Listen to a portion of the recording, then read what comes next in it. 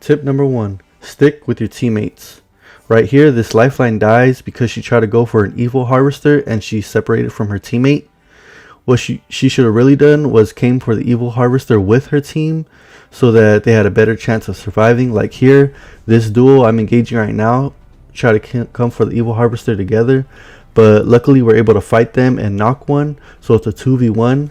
I'm able to weaken this Maggie, and I tell my teammate not to push her because I'm going to heal. Unfortunately, my teammate still pushes, so I cancel my shield battery and push with my teammate because, like I said, stick with your teammates. My teammate was pushing her, so I stuck with my teammate and pushed instead of healing.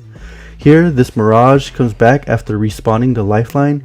I don't know why he came by himself, just like the lifeline did, but he's separated from her now, and it's a 1v1, and I'm able to take him out.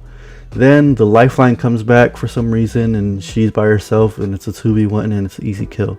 So again, you need to stick with your teammates. Right here, this guy separated from his teammate and got caught out in the open. Easy knock for us. Then I'm able to stop the res here. And here's tip number 2. Don't be predictable. Here, I knew the lifeline was going to rush in and turn right because that's where the last place she seen me was. So instead, I go deeper in the room and take cover behind the desk. It's so easy for the enemy to kill you when you're in the most obvious spot, or when you're just being so predictable that they know where you're going to be at.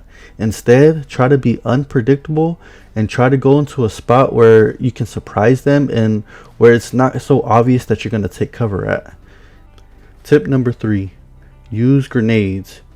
Grenades are useful to buy time when you need to revive a teammate, or to stop the enemy team from pushing you, or even to get enemies that are behind cover to move. Grenades are so useful, yet a lot of people forget to use them. Don't be one of those people that after you die you say, oh, I forgot I had grenades, or oh, I should have threw a grenade there. Remember to always use your grenades in gunfights. Don't just let them sit there in your backpack. Here in this clip, you see me throw vertical nades. If you don't know what vert nades are, it's basically throwing grenades high in the sky to get them to land on your opponent.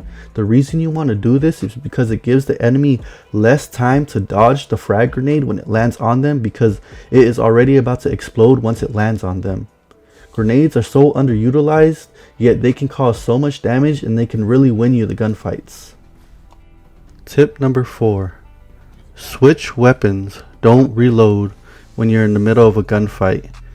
I know it's tempting to reload your main weapon when you're in the middle of a gunfight, but it's always better to switch to your secondary weapon and try to finish off that person with your secondary weapon.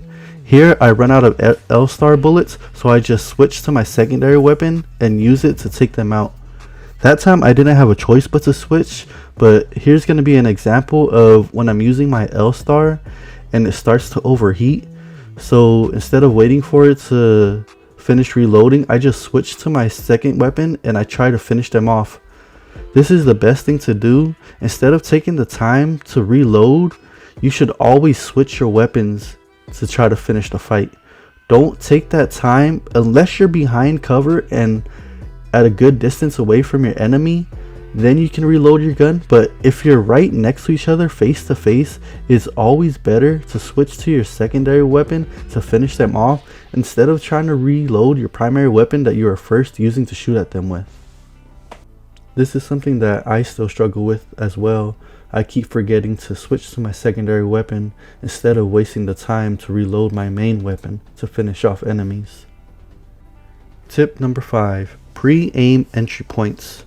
And what I mean by this is to stay focused on targeting the points at where your enemies are going to try to attack you from. Here my teammate gets knocked from the door, so I'm focused on the window thinking that's where they're going to enter from. Instead, they enter from the other door, which kind of sucks because I was pre-aiming at the wrong entry point, but luckily we're still able to survive.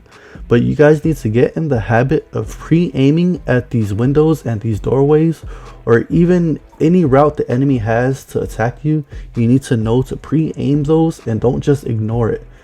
There you go guys, 5 quick tips to help you guys win more gunfights in Apex Legends. I hope these tip videos are helpful to you guys and I hope you guys are liking them. If you guys do enjoy them, please leave a like and subscribe. It really does help my channel to grow. And until next time, guys, hope you guys have a great day. Later.